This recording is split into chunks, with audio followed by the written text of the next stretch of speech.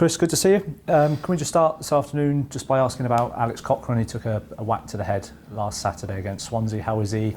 I know there's some concussion protocols in place, so just wondered if he's going to be available this weekend. Yeah, I believe so. He's gone through all the processes that he needs to.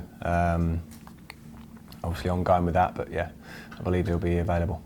Several days on now from that win over Swansea. What was it about that win that pleased you the most? Was it the fact that we've got the win after 3 games without one, or was it the fact that we've got 3 points playing in our way? Yeah, I think I probably was pleased with how we played. Obviously, the result is the most important thing at the end of it. But I liked, we weren't passive in any way, and I think we had lost a couple of games, and you can easily then, the danger for me is that you do become a little bit passive and potentially doubt a little bit around your game individually as a player and the team game. And it was so good to see that we were aggressive right from the off.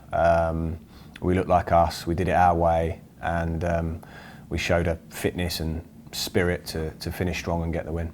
Was it the starts of the game that sort of set the tone, do you think, in that respect? Well, we started the first 2 or 3 minutes really quickly, but then they had a couple of attacks and it sort of was a bit tight for 20 minutes, and they had a chance, we had a chance.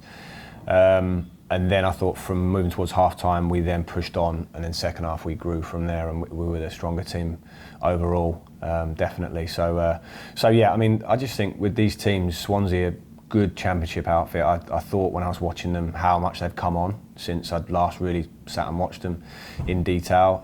Dangerous wingers, good football idea, the way the team plays. So yeah, it was not an easy game, definitely, but a big win.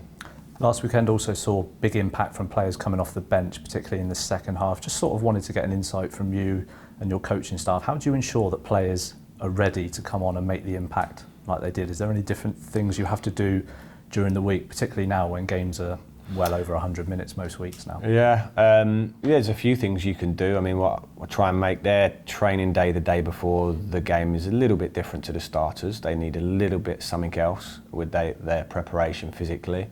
There's one thing. I think how it's communicated to them and to try to communicate with them, because every player in the world wants to start. I think no one says, I want to be a finisher, and that's what I am. I think they all want to start, and it's just trying to explain to them, A, the importance of that closing period of games, especially when it's such a tight league, how it can make the difference. And also I try to communicate with them around my decision making as much as possible. Why I'm deciding on this lineup for this game, where they fit within that, what they need to do, and try to have that communication with them that they feel really part of it, and that they can be ready to make an impact. You mentioned that word finishes there. I've heard a few managers use that phrase in the past. Is that something that you endorse, particularly players in an attacking sense, but also the ones coming on in a defensive aspect, they've also got to finish the game strongly as well? Well, yeah, I mean, it's nice terminology in the sense that you say, oh, there's a starter and there's a substitute. It's for me, it's just understanding that to finish the game is just as important to start the game. The first 20 minutes of a game are no more important than the last 20 minutes of a game. In fact, the last 20 minutes of a game are usually more decisive. So it's just to understand, and it is hard for players because they just want to play as many minutes as they can and start. But for me, it's just an understanding of you're finishing the game, whether that's in an attacking sense or in a defensive sense, as strongly as possible. And I think a lot of them buy into that, and understand. And for us this season, we can see how important it's been, how close the games have been. Not just to win a game, you might get a point from a game that you're losing in that last 20 minutes. So it's an important time. It's not a bad thing for you as a manager to have that selection headache either, is it, if players are coming on and making that difference? No, I've always said, I presume most managers are the same. They say about having a headache as a manager. I think you want to have a headache because it means you've got difficult decisions to make and you've got good players. It's when the worst headache to have is when you look at a team and think, how are we going to get a result with this? So it's important to have the depth and competition. Coming up to, again, these 3 games in sort of 6 days, 7 days, is that going to affect your decision making at all in the next week or so? Well, what it will do is mean that not many players out of that squad will be able to play all 3 games. Very few will be able to do every minute of every game. That's just how demanding each game's going to be. It's not as if we go sort of Saturday, Tuesday, Saturday. It's Saturday, Tuesday, Friday. So quick turnaround. But we love these weeks. These are the weeks we have to really embrace and enjoy because we want to play games more than you want to train, and they're 3 good games for us. So I'm really looking forward to it. Last season we won 34 league games, which was an English record, as everyone knows. Just wondered this year how you go about managing those expectations, because we're not going to win every week like we were last season, and how you manage the players and keeping them focused and grounded from one week to the next, particularly when the level has gone up quite considerably. I think the players are very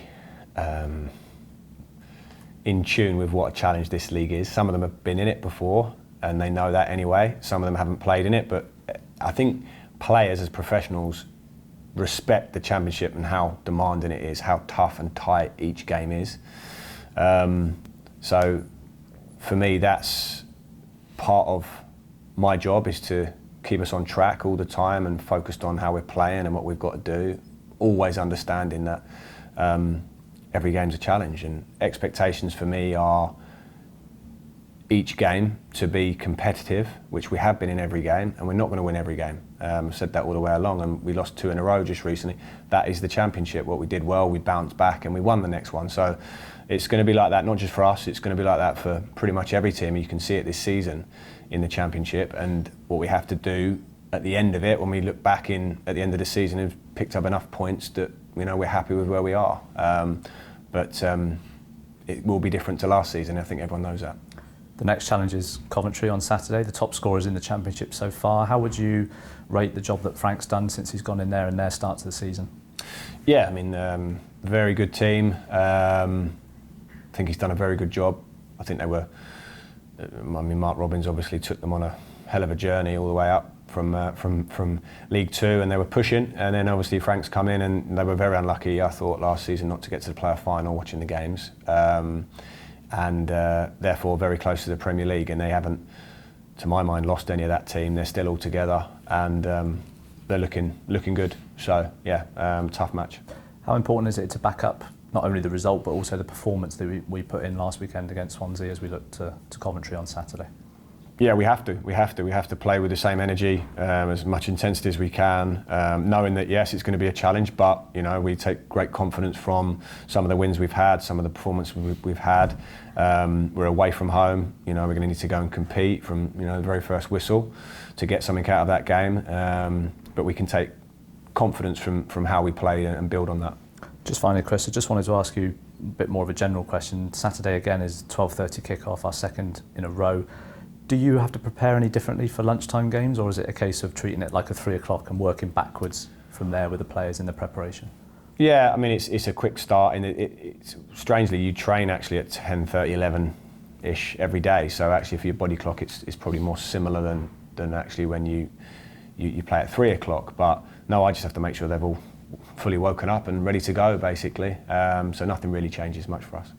Good luck on Saturday. Thank you.